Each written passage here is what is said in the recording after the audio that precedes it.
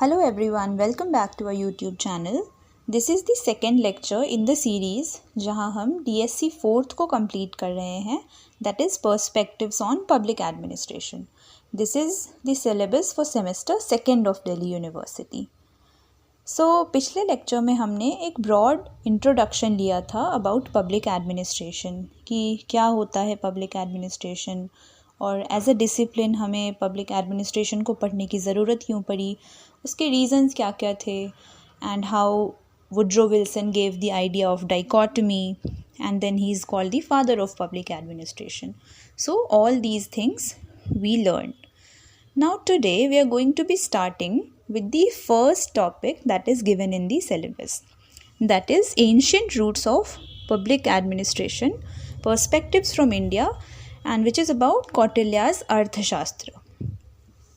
So when we talk about public administration, then Arthashastra comes out as one of the most important texts जब हम India की बात करते हैं, because अर्थशास्त्र points out the most important perspectives जो भी एडमिनिस्ट्रेशन में अ किंग और मे बी अ रूलर और any government can use, and वो हमें एक बहुत ही डीप नॉलेज प्रोवाइड करती है कि कैसे कैसे अगर हम पब्लिक एडमिनिस्ट्रेशन को या ब्यूरोक्रेसी को अरेंज करें, ऑर्गेनाइज करें, उसके फंक्शंस कैसे कैसे हों ताकि जो स्टेट है वो सही से चल पाए, उसकी economy, administration, governance, service delivery, everything goes well. So today we are going to be looking into this text, अर्थशास्त्र. So firstly हम ये जानने की कोशिश करते हैं who was Kautilya. So Kautilya को हम चाणक्य या विष्णुगुप्त के नाम से भी जानते हैं, and he was a minister basically in Mauryan Empire. Chandragupta Maurya was the emperor और उसके एक मिनिस्टर थे जिनको हम कौटिल्य के नाम से जानते हैं या चाणक्य के नाम से जानते हैं, एंड उन्होंने एक टेक्स्ट लिखा था अराउंड 4th century BC जिसको हम अर्थशास्त्र कहते हैं. एंड यहाँ अर्थशास्त्र का क्या मतलब हुआ? अर्थ मतलब होता है anything material, like the science of wealth and governance, इसको अर्थशास्त्र कहते हैं. But what does earth exactly mean यहाँ पे? अर्थशास्त्र जो कि कौटिल्य ने लिखा है, यहाँ पे अर्थ का मतलब सिर्फ पैसे से नहीं है या वेल्थ से नहीं है, but it's a broad term जिसका मतलब है एंटायर मटीरियल वेलबींग, जो कि एक सिक्योरिटी प्रोवाइड करता है एक स्टेट को ग्रो करने में, फ्लरिश करने में. So this is what artha exactly means Kautilya के अर्थशास्त्र में.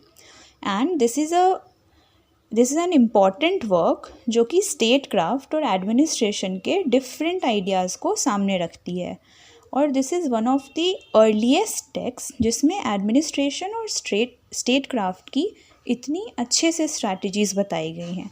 सो we will be looking into that today कि इसमें गवर्नेंस की, एडमिनिस्ट्रेशन की, ब्यूरोक्रेसी की कौन कौन सी स्ट्रैटेजीज़ बताई गई हैं, and how it is relevant even in today's government. Because उस वक्त तो राजा महाराजाओं का रूल होता था, and today governments rule, today we have nation states. But will see कि कैसे कौटिल्य ने जो आज से इतने 1000 साल पहले बोला था, जो भी अपने टेक्स्ट में लिखा था, that is still relevant today. So firstly we look at कि जो भी मेजर एडमिनिस्ट्रेटिव आइडियाज़ थे कौटिल्य के अर्थशास्त्र में वो क्या क्या थे. So as Kautilya pointed out कि किसी भी एक स्टेट का एडमिनिस्ट्रेशन या ब्यूरोक्रेसी चलाने के लिए जो उसका सेंटर पॉइंट होना चाहिए, जो मेन चीज़ होनी चाहिए सबसे, that has to be the king. The king has to be so powerful so that he can hold the entire government और ब्यूरोक्रेसी और द स्टेट टुगेदर. सो सबसे पहले जो कौटिल्य बताते हैं वो ये बताते हैं कि किंग का इम्पोर्टेंस सबसे ज़्यादा है एक एडमिनिस्ट्रेटिव सिस्टम में. So that's why he says कि किंग जो है वो चीफ एडमिनिस्ट्रेटर है और गार्जियन है पूरे स्टेट का. और किंग का और क्या रोल है? सबसे पहले to protect the dharma and artha of people, क्योंकि अनलेस एंड अनटिल जो लोग हैं उनके मटीरियल नीड्स पूरे नहीं हो रहे हैं तब तक उनको कोई भी सेंस ऑफ सिक्योरिटी नहीं आएगी एक राज्य में रहने में या एक स्टेट में रहने में. So that's what he points out कि सबसे पहले तो एक किंग को स्ट्रॉन्ग होना चाहिए और उसमें ये कैपेसिटी होनी चाहिए कि वो लोगों की मटीरियल नीड्स को पूरा कर सके, जैसे कि उनको रहने के लिए घर दे सके, उनको खाने के लिए भोजन दे सके and all of these things. Then वो ये भी बताते हैं कि किंग किसी को भी उठा के नहीं बना देना चाहिए, but one has to be capable enough to become the king. That's why Kautilya also points out कि जो किंग होना चाहिए वो वेल एजुकेटेड होना चाहिए, ऑल्सो डिसिप्लिन होना चाहिए, उसको मिलिट्री नॉलेज होनी चाहिए। Also the king is not suppose to be working पूरा ही खुद से। वाई? बिकॉज कोई भी अगर किसी को भी पूरी की पूरी पावर दी जाएगी then one would become very authoritative. So the king has to be guided एक काउंसिल ऑफ मिनिस्टर्स से, राइट? ताकि जो काउंसिल ऑफ मिनिस्टर्स हैं वो उनको अलग अलग चीज़ों पे एडवाइस कर सके कि कौन सी पॉलिसीज़ लानी चाहिए किंग को, या फिर कौन सी चीज़ें करने में सही रहेंगी, स्टेट को कैसे परफॉर्म करनी चाहिए, अलग अलग चीज़ें, right? Then Kautilya also points out कि जो एडमिनिस्ट्रेटिव स्ट्रक्चर होनी चाहिए that should be divided provinces, districts और विलेजेस में, ताकि एडमिनिस्ट्रेटिव कन्वीनियंस आ सके, ताकि जो भी पॉलिसीज़ बनाई जा रही हैं सेंटर के द्वारा वो लोगों तक सही से पहुंच सके। क्योंकि एक राज्य में या पुराने समय में देखे जाए तो एक राजा के अंदर बहुत सारे लोग होते थे जिनको उनको देखना पड़ता था, राजा को या स्टेट को। सो ऐसा तो पॉसिबल नहीं है कि एक सेंट्रल अथॉरिटी ही पॉलिसीज़ ला रही हैं और वही अच्छे से चेक कर पाए कि हर एक लोगों तक इन पॉलिसीज़ का इम्प्लीमेंटेशन सही से हो रहा है या नहीं। सो this is why Kautilya says कि डिस्ट्रिक्ट्स एंड विलेज लेवल पर भी एक एक हेड अपॉइंट किए जाने चाहिए। बट इसका मतलब ये नहीं है कि कौटिल्य एक स्ट्रॉन्ग डिसेंट्रलाइजेशन ऑफ पावर में मानते थे, जैसा कि आज इंडिया में है, जहाँ पंचायत और म्यूनिसिपैलिटीज़ को भी पावर दी गई है। नो, कौटिल्य का मानना था कि एक स्ट्रॉन्ग सेंट्रलाइज्ड अथॉरिटी होनी चाहिए एंड देन हम एक बस एडमिनिस्ट्रेटिव कन्वीनियंस के लिए डिस्ट्रिक्ट्स एंड विलेजेस में एक एक हेड अपॉइंट कर देंगे। And then there were different ministers जिनको हम अमात्यास कहते हैं, डिफरेंट सुपरिंटेंडेंट्स जिसको हम अध्यक्ष कहते हैं। ये सारे भी जो होंगे वो किंग को एडवाइस करेंगे कि उनको गवर्नेंस के मैटर्स कैसे कैरी ऑन करने चाहिए। Now we see one of the most important things which Arthashastra points out is that जो रिक्रूटमेंट होने चाहिए इन सारे मंत्री या अध्यक्ष जो भी हैं इनके, ये मेरिट के बेसिस पे होने चाहिए। If you remember last lecture में भी हमने देखा था कि कैसे स्पॉइल सिस्टम या Jacksonian model of administration develop हो रहा था in the letter 19th century, जहाँ पे पर्सनल लॉयल्टीज़ के बेसिस पे रिक्रूटमेंट्स होती थी और ना कि मेरिट के बेसिस पे। सो this is what Kautilya says कि मेरिट के बेसिस पर ही रिक्रूटमेंट होनी चाहिए ब्यूरोक्रेसी की, एडमिनिस्ट्रेटर्स की, ताकि एक एफिशिएंट ब्यूरोक्रेसी का डेवलपमेंट हो सके, ताकि जो भी पॉलिसी सरकार लाती है उनका सही से इम्प्लीमेंटेशन हो सके। वरना अगर फेवरेटिज़म के बेसिस पे या फिर पर्सनल लॉयल्टीज़ के बेसिस पे रिक्रूटमेंट होंगे तो एफिशिएंट ब्यूरोक्रेसी नहीं बन पाएगी, बल्कि करप्शन बढ़ेगा, like we saw in the last lecture as well. And then Arthashastra also says कि after that the administrators are recruited on the basis of merit, they should also get proper training, क्योंकि उनका ये मानना है कि अगर हम उनको प्रॉपर ट्रेनिंग देंगे कि कैसे कैसे पॉलिसीज़ को इम्प्लीमेंट करना है, उनका सही से डिसीजन मेकिंग कैसे कैसे करना है, then only they will be able to perform well, then only जो सिस्टम है वो एफिशिएंट बन पाएगा। सो एज वी सी कि this is also relevant today. अगर कोई सिविल सर्विसेज का एग्ज़ाम देता है तो उसके बाद उनको प्रॉपर ट्रेनिंग मिलती है 1 साल की, जिससे पहले उनको सीखना पड़ता है कि जब वो एडमिनिस्ट्रेशन में जाएंगे तो कैसे कैसे वो सभी चीज़ों को करेंगे। सो दिस इज़, एंड ये तो अभी की बात है, but Kautilya pointed this out many years ago, right? So this is also one of the things कि कैसे ये आज भी relevant है। Now after the merit and recruitment, one of the other things is that revenue and taxation system कैसा होना चाहिए एक राजा का, एक राज्य का, या फिर आज के समय में देखें तो एक स्टेट का। So अर्थशास्त्र says कि जो रेवेन्यू एंड टैक्सेशन सिस्टम है वो वेल प्लान्ड होना चाहिए and this should be planned by the central authority, जो कि पहले के समय में किंग्स हुआ करते थे एंड अभी जो यूनियन गवर्नमेंट होती है एक स्टेट में, उनके द्वारा. सो ही बिलीव्ड कि centre should be planning all this, ताकि एक जैसी जो पॉलिसीज़ हैं वो पूरे के पूरे स्टेट में इम्प्लीमेंट की जा सके.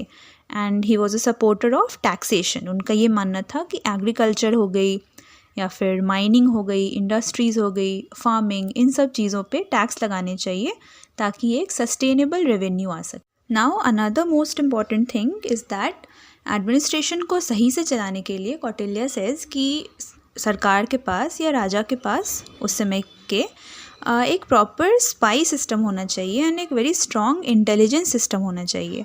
क्योंकि अगर आज के समय में हम देखें तो we have social media, we have internet. हमें 2 सेकंड में पता चल जाता है कि दुनिया के किसी भी पार्ट में क्या हो रहा है. बट पहले तो ऐसा नहीं था. सो जिस वक्त अर्थशास्त्र लिखा जा रहा होगा उस वक्त तो ऐसा नहीं था. किंग को पता भी नहीं चलेगा कि उसके सबऑर्डिनेट्स किसी बहुत दूर के जगह में अपना दूसरा राज्य ही बना के बैठ गए. एंड ऐसा हिस्ट्री में बहुत बारी हुआ भी है. So to protect this from happening, Arthashastra suggest कि किंग के पास एक स्पाई सिस्टम होना चाहिए ताकि किंग को पता चल सके कि अलग अलग पार्ट्स में लॉ एंड ऑर्डर सही से मेंटेन हो रहा है या नहीं, या कोई कहीं किंग के खिलाफ कोई साजिश तो नहीं कर रहा है, या फिर कहीं करप्शन तो नहीं हो रहा है, लॉ एंड ऑर्डर सही से मेंटेन हो रहा है या नहीं. सो टू इंश्योर ऑल दिस एक प्रॉपर इंटेलिजेंस और स्पाई सिस्टम्स होने चाहिए एक किंग के अंडर में. एंड बहुत सारे अलग अलग स्पाइस के बारे में भी बताते हैं कौटिल्य, जैसे कि एक टाइप के स्पाइस होते हैं संचारास, दूसरे होते हैं समस्थास, जो कि this is not so important, but अलग अलग टाइप के स्पाइस के बारे में बताया गया अर्थशास्त्र में. सो दे वर्क टू इंश्योर कि किंग को सभी पार्ट ऑफ किंगडम में जो भी चीज़ें हो रही हैं वो पता चल सके. Also they can also be important अगर कोई एक्सटर्नल थ्रेट, मान लो कोई और किंगडम अगर कुछ कॉन्स्पिरेसी करने की कोशिश कर रही है, तो दिस इज़ ऑल्सो इम्पॉर्टेंट उस वक्त भी जो स्पाई सिस्टम है, ताकि किंग को पता चल सके. सो ऑल दीज थ्रेट्स, या फिर इंटरनली देखा जाए तो लॉ एंड ऑर्डर मेंटेन करने के लिए spy system was very important according to Kautilya. Now all these things जो भी हमने ऊपर में देखी, जो किंग का रोल हो गया, या फिर एडमिनिस्ट्रेटिव स्ट्रक्चर हो गया, या फिर merit based recruitments, so all these things that Arthashastra points out, we also see कि ये सब आज भी रेलिवेंट है. Not the king, but we can replace the king with state या फिर सेंट्रल गवर्नमेंट, राइट. सो अगर हम कंपेयर करने की कोशिश करें कि कैसे कौटिल्य ने जो ब्यूरोक्रेसी और पब्लिक एडमिनिस्ट्रेशन के बारे में बताया है और कैसे आजकल जो मॉडर्न एडमिनिस्ट्रेटिव सिस्टम है वो सिमिलर है या डिफरेंट है, तो सबसे पहले तो हम ये देख सकते हैं कि कौटिल्य जो बात करते हैं मेरिट बेस्ड रिक्रूटमेंट की और एक एफिशिएंट और वेल ऑर्गेनाइज्ड ब्यूरोक्रेसी की, जो एंशिएंट इंडिया में ही इज़ पॉइंटिंग आउट, वो आज भी रेलेवेंट है. As I earlier gave you the example, जो सिविल सर्विसेज के एग्ज़ाम्स होते हैं वहाँ भी, so this is also merit के बेस पे रिक्रूटमेंट ही ना, and then they are given proper training and all. But बहुत सारे डिफरेंसेस भी हैं अगर हम देखें, जैसे कि because Kautilya was writing more than 2000 years ago, तो ऑफकोर्स कुछ ना कुछ डिफरेंसेस होंगे. एंड सबसे मेजर डिफरेंस तो ये है कि आज के अगर हम पब्लिक एडमिनिस्ट्रेटर्स को देखा जाए तो most important thing that is expected from them is that वो बहुत सही से लोगों को सर्व करे, as in a thing of good governance is there. But उस समय पे अकाउंटेबिलिटी या गुड गवर्नेंस का कुछ भी नहीं था. तो जो कोर वैल्यूज़ हैं आज के एडमिनिस्ट्रेटिव सिस्टम के और तब के एडमिनिस्ट्रेटिव सिस्टम के, वो बहुत ही डिफरेंट है. Now another key difference that we can see is that Kautilya के अर्थशास्त्र में जो डिसीजन मेकिंग प्रोसेस बताया गया है किंग का, ऑल्दो किंग को एडवाइस करने के लिए बहुत सारे काउंसिल ऑफ मिनिस्टर्स या फिर अध्यक्षा या फिर अमात्यास थे, but king was the final decision making authority और उनके according he everything of the administration was conducted. But आज के समय में ऐसा कुछ भी नहीं. आज के समय में एक डेमोक्रेटिक प्रोसीजर है, क्योंकि most of the countries are like following democratic procedures when they are opting for different administrative processes. तो उसमें लोगों की राय भी ली जाती है कि कैसे, like there are many online platforms जहाँ पे गवर्नमेंट कोई भी पॉलिसी लाती है तो उसके पहले एक ड्राफ्ट रखती है to get opinions of people कि आपकी इस पे क्या ओपिनियन है. फॉर एग्जांपल कोई हेल्थ केयर के लिए पॉलिसी आई तो गवर्नमेंट लोगों के ओपिनियन मांग सकती है उस पर. सो ये जो डिसीजन मेकिंग का प्रोसेस है दैट इज़ वेरी डिफरेंट जो अर्थशास्त्र में बताया गया है एंड अभी के समय में जो फॉलो होता है, क्योंकि अभी rule of law, transparency, accountability, इन सब चीज़ों की बहुत ज़्यादा इंपॉर्टेंस है जो अभी से 2000-2500 साल पहले नहीं थी. Right. Then another difference that we can see is again the idea of public participation which I just explained कि ancient time में common people का कोई भी say नहीं होता था decision making में, but आज के समय में बहुत सारे different ways हैं जहाँ पे लोग अपने व्यूज़ बता सकते हैं सरकार को कि हमें इस तरीके के पॉलिसीज़ की ज़रूरत है या फिर एडमिनिस्ट्रेशन में ये दिक्कत है, इनको सॉल्व करने की ज़रूरत है and all these things. Right. So this was it for today's lecture. We tried to learn कि कैसे कौटिल्य के द्वारा लिखा गया जो अर्थशास्त्र है that is an excellent text when it comes to public administration, governance and many different strategies of statecraft, and कैसे वो आज से more than 2000 years पहले लिखी गई थी फिर भी आज के समय में भी वो कितनी relevant है. बहुत सारी चीज़ें जो उसमें लिखी गई हैं वो आज भी फॉलो होती हैं. एंड देन वी सॉ कि कैसे थोड़ी डिफरेंसेस भी हैं बिकॉज उस समय किसी एक किंग का रूल होता था and now we have nation states, we have governments and many things are different. So this was it. I hope you liked the lecture, and if you did, please like the video and subscribe to our channel. And also if you want to purchase the notes for this DSC 4 then you can visit the app. Thank you so much.